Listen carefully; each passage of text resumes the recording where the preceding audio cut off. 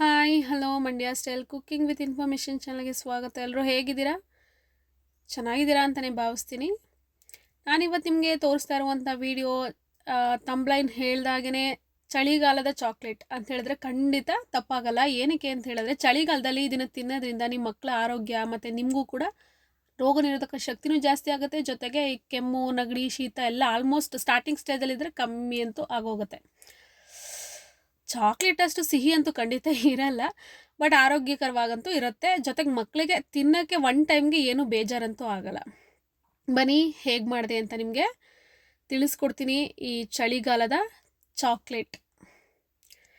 ಫಸ್ಟಿಗೆ ಶುಂಠಿ ಇದರಲ್ಲಿ ಬೆಲ್ಲ ಮುಕ್ಕಾಲು ಭಾಗ ಇದ್ದರೆ ಕಾಲು ಭಾಗ ಶುಂಠಿ ಇರಬೇಕು, ಇಲ್ಲಾಂದರೆ ತಿನ್ನಲಿಕ್ಕೆ ತುಂಬ ಖಾರ ಆಗುತ್ತೆ.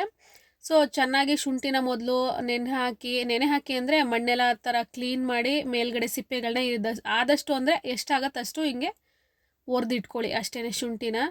ಶುಂಠಿ ನಮಗೆ ತುಂಬ ಒಳ್ಳೆಯದು ಆರೋಗ್ಯಕ್ಕೆ. ನಂತರ ನೋಡಿ ಇಪ್ಲಿ ಸಾಮಾನ್ಯವಾಗಿ ಎಲ್ಲ ಪಂಸಾರಿ ಅಂಗಡಿಲಿ ಸಿಗುತ್ತೆ, ಮೈಸೂರಲ್ಲೂ ಸಿಗುತ್ತೆ. ಅಂದರೆ ನಾವು ಮೈಸೂರಲ್ಲಿ ಹೋಗಿ ತಂದಿರೋದು. ನಿಮಗೆ ಎಲ್ಲ ಕಡೆ ನಿಮಗೆಲ್ಲ ಅವೈಲೇಬಲ್ ಇರುತ್ತೆ, ಅಲ್ಲಿ ಸಿಗುತ್ತೆ ಇದು ಪ್ರಾಬಬ್ಲಿ. ಇದನ್ನು ಹಿಪ್ಪಲಿ ಅಂತ ಕರೀತಾರೆ. ಇದು ತುಂಬಾ ಒಳ್ಳೆಯದು, ಕೆಮ್ಮಿಗಂತೂ ರಾಮಬಾಣ ಅಂತಲೇ ಹೇಳ್ಬೋದು. ನೆಕ್ಸ್ಟು ಏಲಕ್ಕಿ ಅದರಲ್ಲೂ ಅಂದರೆ ಡೈಜೆಷನ್ ಆಗುತ್ತೆ.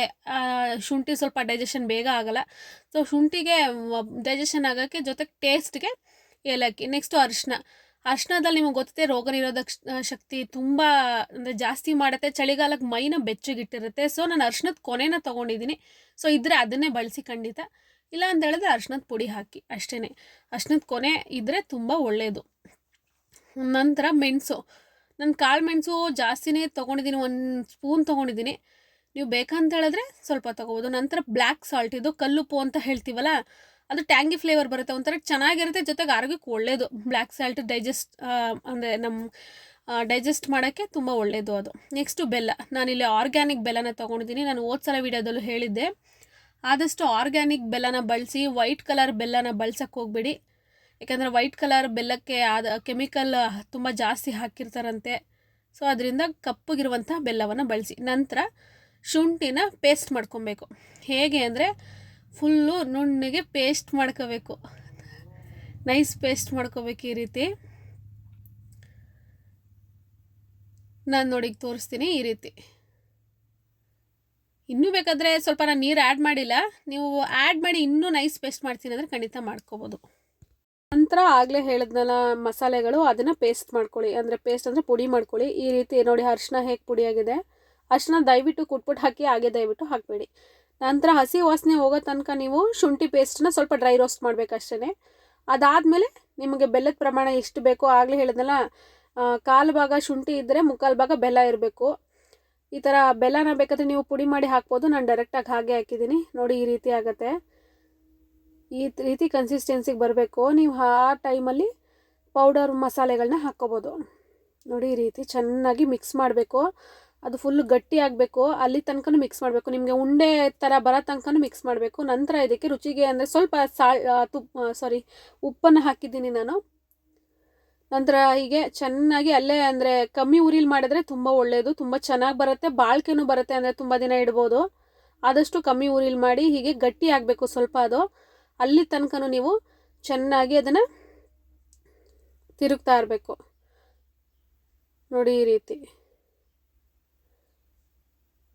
ಚೆನ್ನಾಗಿ ಮಿಕ್ಸ್ ಮಾಡಿದ್ಮೇಲೆ, ಗಟ್ಟಿ ಆದಮೇಲೆ ನೀವು ಅದನ್ನು, ನಾನೀಗ ಬಟರ್ ಪೇಪರಲ್ಲಿ ಹಾಕಿ ಇಡ್ತೀನಿ. ಏನಕ್ಕೆ ಅಂತ ಹೇಳಿದ್ರೆ ಅದು ಸ್ವಲ್ಪ ತಣ್ಣಗಾಗಲಿ ಅಂತ ಇಡ್ತಾ ಇದ್ದೀನಿ. ನಂತರ ಅದನ್ನು ಸಣ್ಣದಾಗಿ ಉಂಡೆಗಳನ್ನ ಮಾಡಿ ನೀವು ಸ್ಟೋರೇಜ್ ಮಾಡ್ಬೋದು.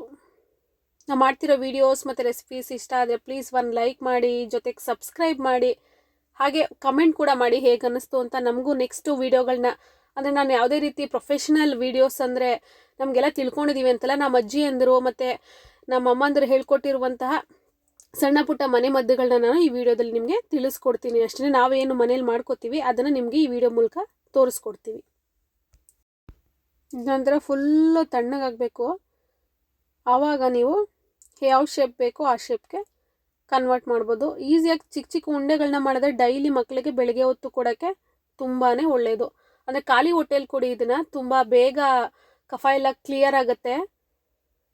ನೋಡಿ ಈ ರೀತಿ ಉಂಡೆಗಳನ್ನ ಮಾಡ್ಕೋಬೇಕು. ಜೊತೆಗೆ ಸಕ್ಕರೆ ಪುಡಿಯಿಂದ ನೀವು ಅದನ್ನು ಮೇಲೆ ಕೋಟೆಡ್ ಮಾಡಿದ್ರೆ ಅದು ತುಂಬ ದಿನ ಸ್ಟೋರೇಜ್ ಮಾಡ್ಬೋದು. ಇಲ್ಲಾಂದರೆ ಒಂದಕ್ಕೊಂದು ಸ್ಟಿಕ್ಕಿ ಆಗಿಬಿಡುತ್ತೆ. ಸೊ ಸ್ವಲ್ಪ ಜಾಸ್ತಿ ಅಲ್ಲ, ಸ್ವಲ್ಪ ಸಕ್ಕರೆ ಪುಡಿಯಿಂದ ಹಿಂಗೆ ಕೋಟಿಂಗ್ ಮಾಡ್ಕೊಳ್ಳಿ ಅಷ್ಟೇ.